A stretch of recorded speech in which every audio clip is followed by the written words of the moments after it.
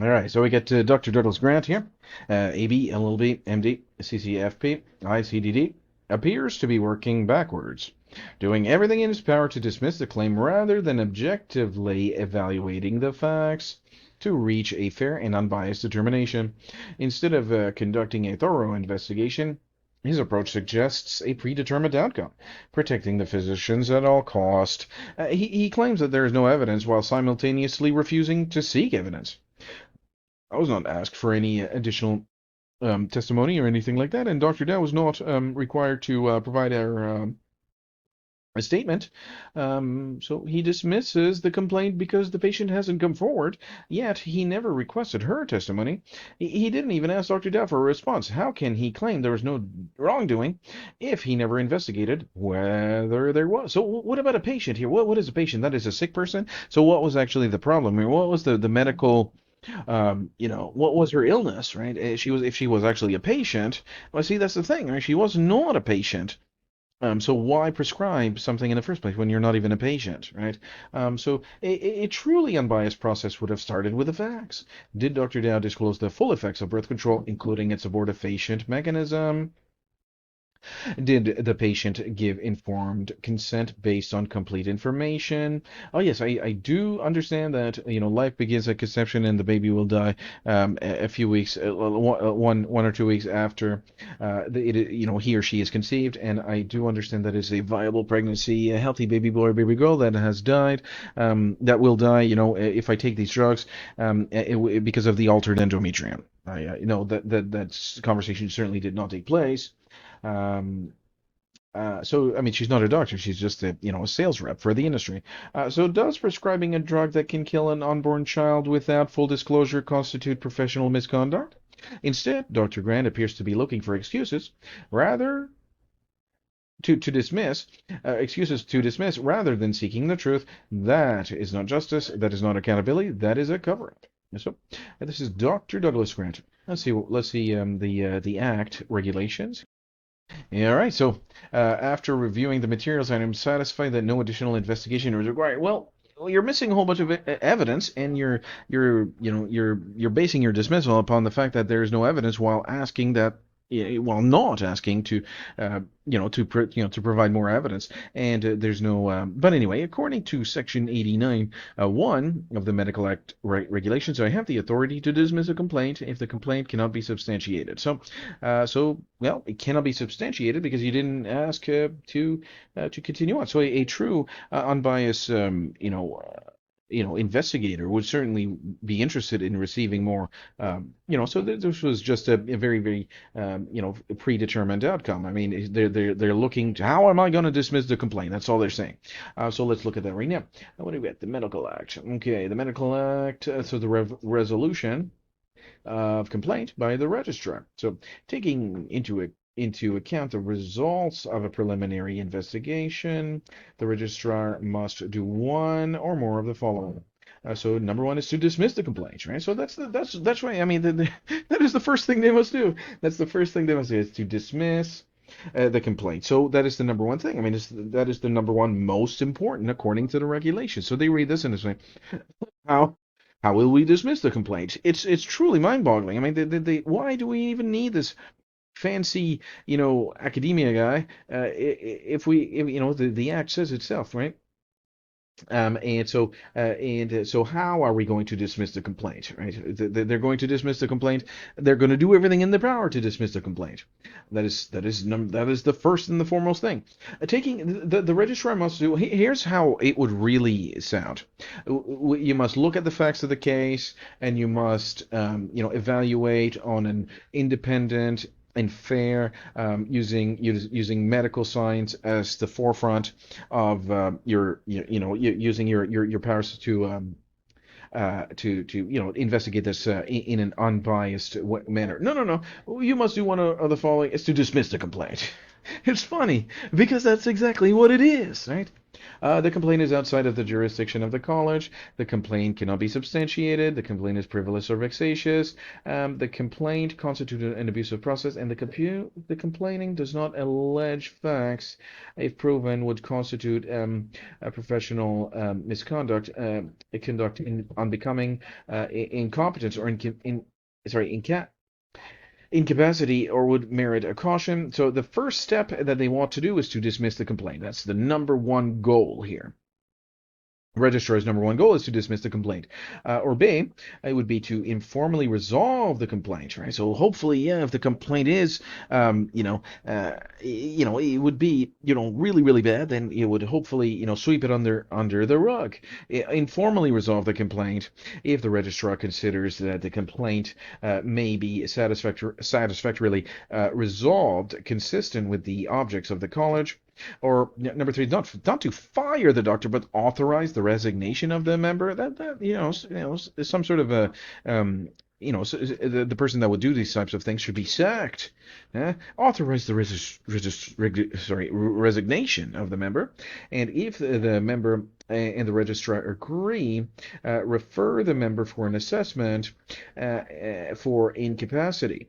Right? And if the assessment suggests incapacity, refer the matter for remediation as agreed upon between the member and the registrar, and refer the matter to an investigation committee. All right, so the number one thing that they want to do is to dismiss the complaint. That's the whole point of them. That is their first and foremost goal, is to dismiss the complaint. And it says so right here. I mean, this is the whole point of the college of, and I wish I didn't even know that, because that makes the story even so much more dark and twisted.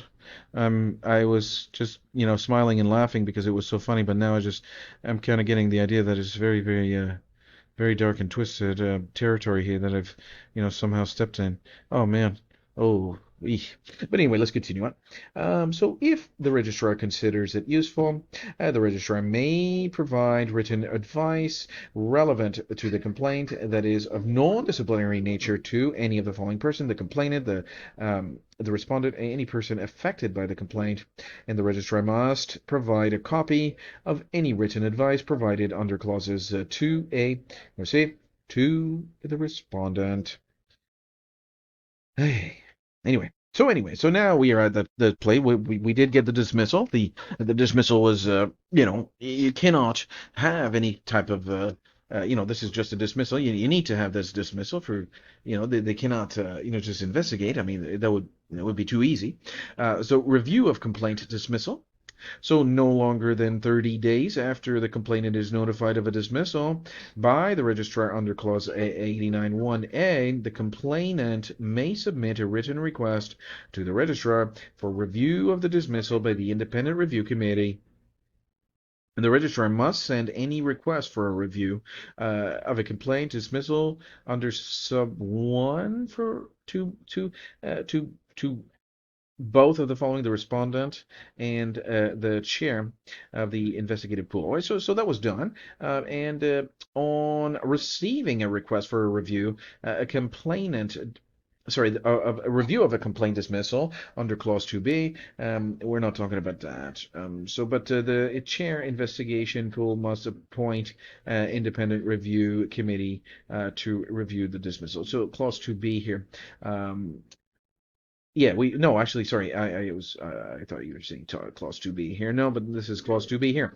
No, so we do have a chairperson, which is that legal aid guy. I think he's retired, and then the two family doctors, one family doctor and one gynecologist. So you can just imagine how that's going to go.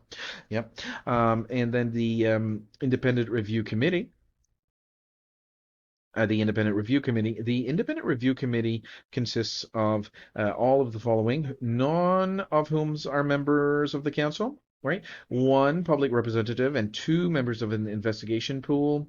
A quorum of the independent review committee consists of three persons appointed under subsection 1, and and all decisions of an independent review committee require the vote of a majority of the quorum of the committee, and decision of independent review committee.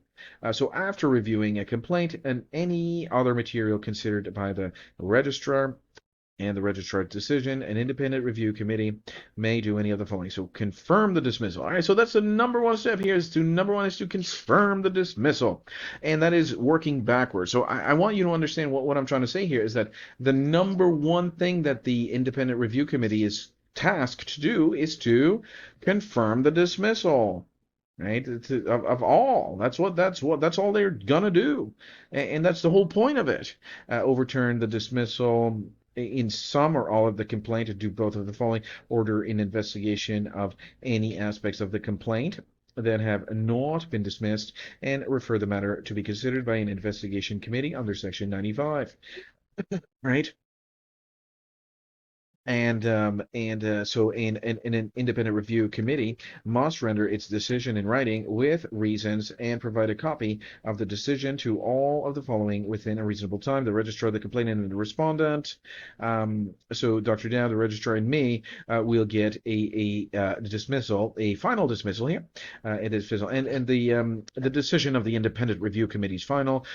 Decision of an independent review committee is final. Right, so that's the number one thing they're tasked with, is confirm the dismissal. So how are we going to confirm this dismissal? That's the only thing they care about, and that's really, really, really, like I said, man, this is dark and twisted territory I found myself in, man. This is really, really bad. Oh my goodness gracious, can you imagine such a thing happening? We should not have this kind of, number one task for the independent review committee is to do. This is the number one thing you have to do. Why would they even put this first? This should be last. You should. Uh, what should an independent review committee do? Well, they should, make sure that, yeah, the all the facts of the case are tried in an ethical manner, and we should, independently verify all the. No, the number one thing that they are tasked to do is to confirm the dismissal of all the complaint. Right? We want to confirm, and then after that it's final. Does that make any sense? Does that make any kind of sense? This is really, really frightening. This is starting to get. It's so wacky. Wacky oversight committee. Why would there be. This is not true oversight. This is even. Why even have this oversight? The only reason that you're having oversight, and that we as taxpayers, but I don't pay any kind of taxes in that system because I'm not living in that country. The people that pay taxes, are paying for an oversight committee that doesn't provide oversight. It's so wacky. This is so wacky. Wacky oversight committee. Right? So, and this is what we are waiting for, is the decision of the independent review committee final, and a decision of an independent review committee is final. The same, finality that is tasked, first and foremost, with confirming the dismissal. Right? That's their number one objective. How are we going to confirm the dismissal? And that's the question of the day. For our gynecologist friend and our family doctor friend, who both will be prescribing birth control pills themselves. Well, there's some conflict of interest there, so I guess that's what we're waiting for now. The more I look into this, the creepier it gets, to be honest. It really, really is very, very creepy. Why can't we do good? I mean, why couldn't we do good with our society and all that stuff? It's getting to be a little bit creepy. Thank you very much for tuning in. I'm sick and tired of talking about this, to be honest. See you in the next video. Take care. And please, please, please. Keep your chin up, because there is hope. I mean, and this is the very, very beautiful part. And I didn't say this in a while, but there will be an end to this kind of this kind of thing. There will be an end. It cannot continue perpetually. I mean, there has to be a day that it will end. Maybe that day was when the world will end, but it will end. Right? This cannot go on.